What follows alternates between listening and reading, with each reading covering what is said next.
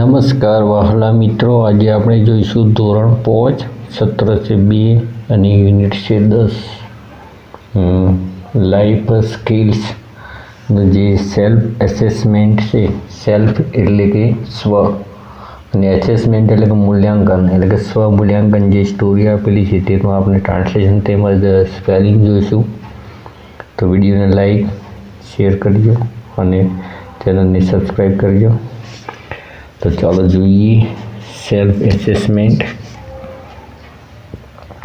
A boy went into a grocery store. A boy એટલે કે એક છોકરો, went એટલે કે ગયો, into a grocery store એટલે કે કરિયાણાની દુકાને. ગ્રોસરી સ્ટોર એટલે કે કરિયાણાની દુકાને. GROCERY ગ્રોસરી, ગ્રોસરી એટલે કે કરિયાણાની, અને સ્ટોર STORE સ્ટોર એટલે થશે દુકાન.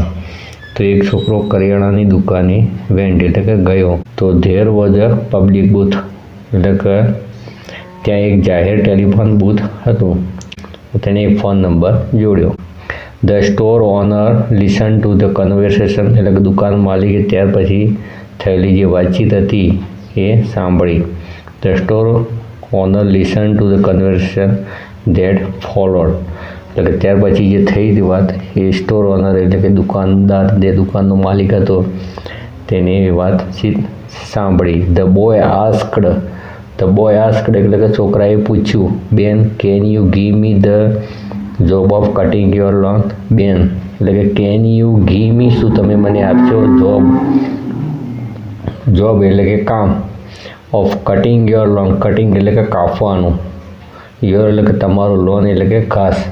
તો બેન તમે મને તમારા બગીચાનું ઘાસ કાપવાનું કામ આપી શકો. બેન કેન યુ ગીવ મી એટલે કે બેન શું તમે મને આપી શકશો જોબ એટલે કામ, ઓફ કટિંગ યોર લોન એટલે કે તમારું જે ઘાસ કાપવાનું જે કામ છે તે મને આપી શકશો. તો woman at the other end of the phone line,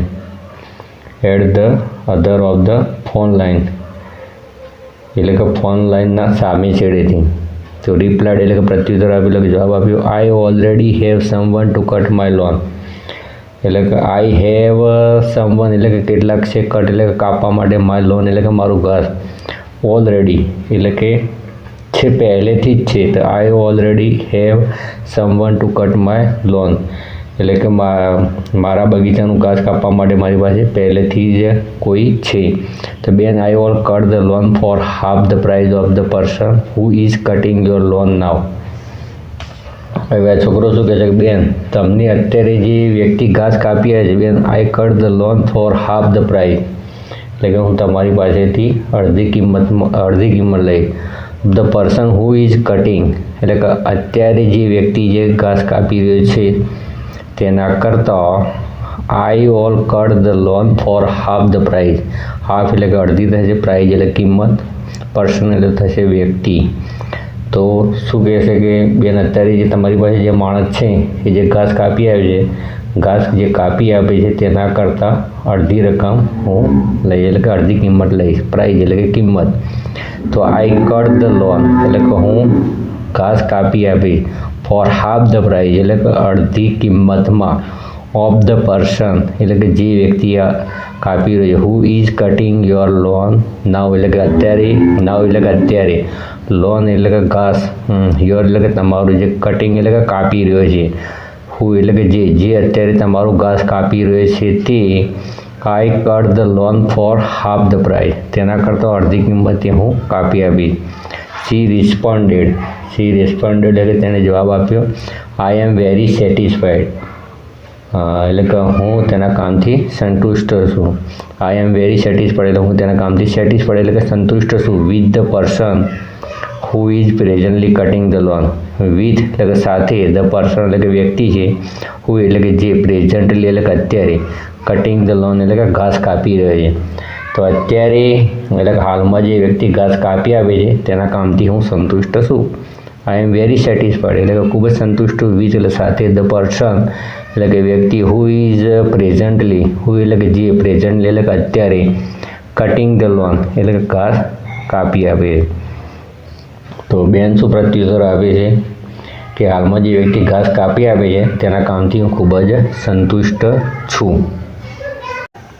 હી કામલી એટલે કે થશે અહીંયા શાંતિથી, અને ઓફર એટલે કે પ્રસ્તાવ મૂક્યો. Ben, I all even sweep your porch and veranda. Ben એટલે કે I even sweep, SWEEP, sweep એટલે કે વાળવું, યોર એટલે કે તમારો, પોર્ચ એટલે થશે ઓટલો, PORCH, પોર્ચ એટલે થશે ઓટલો, એન્ડ વરંડા એટલે કે થશે ઓસરી, તો VARANDAH, વરંડા એટલે કે થશે ઓસરી. તો બેન, હું તમારો ઘરનો ઓટલો અને ઓસરી વાળીશ. So you will have the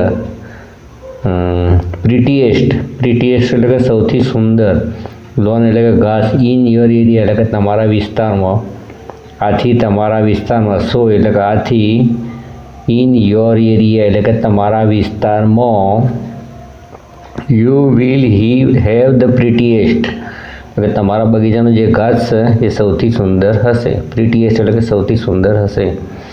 you will have the prettiest lawn એટલે કે ઘાસ એટલે કે તમારા બગીચાનું ઘાસ સૌથી સુંદર હશે. લોન એટલે કે બગીચાનો, પ્રિટીએસ્ટ એટલે કે સૌથી સુંદર, લોન એટલે કે ઘાસ, બરાબર. પ્રિટીએસ્ટ એટલે કે સૌથી સુંદર. તો you will have the prettiest lawn એટલે કે તમારા બગીચાનો ઘાસ સૌથી સુંદર હશે. ઇન યોર એરિયા એટલે કે તમારા વિસ્તારમાં. સી આન્સર્ડ એટલે કે તેણે જવાબ આપ્યો. નો એટલે કે ના. થેન્ક યુ એટલે કે આભાર.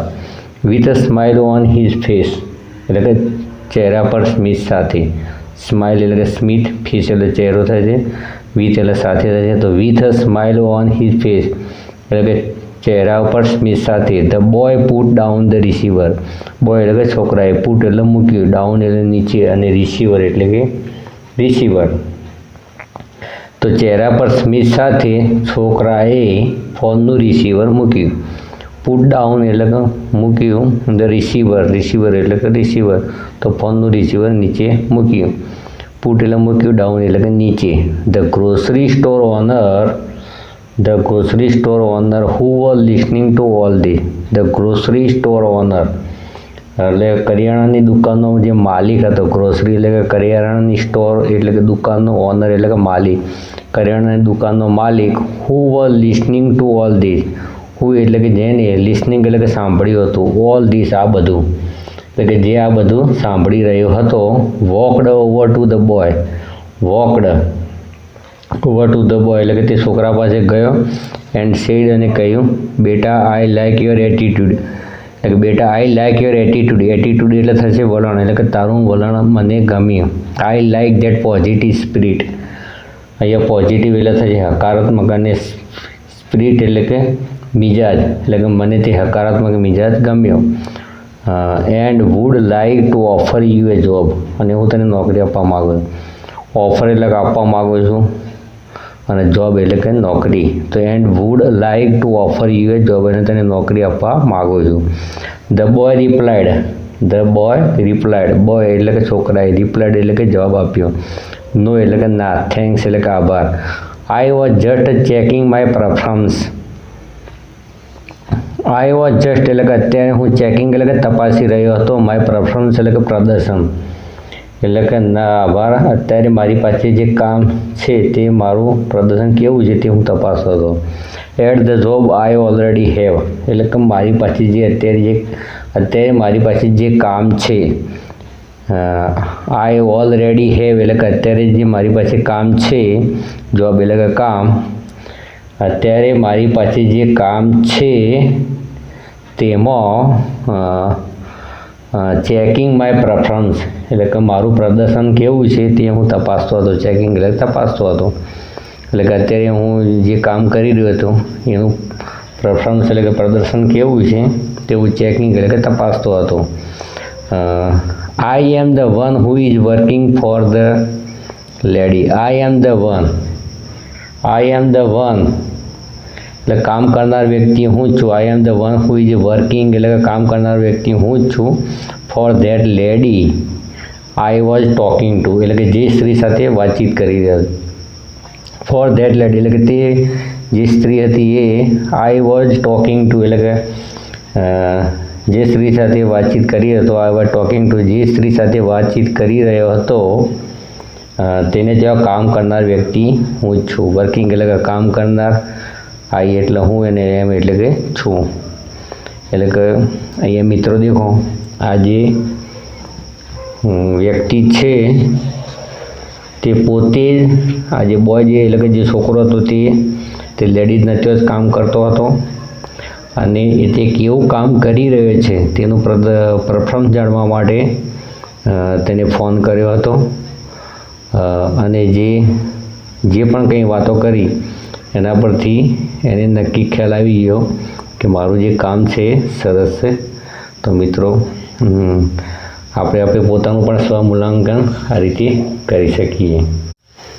Read the sentence and write true or false એટલે કે નીચેના વાક્યો વાંચો અને ટ્રુ ઓર ફોલ્સ એટલે કે ખરા હોય તો ટ્રુ અને ખોટા હોય તો ફોલ્સ લખવાનું છે. ધ બોય એકચ્યુઅલી વાન્ટેડ વર્ક એટલે કે છોકરો ખરેખર કામ ઈચ્છતો હતો. ખોટું છે, ફોલ્સ છે.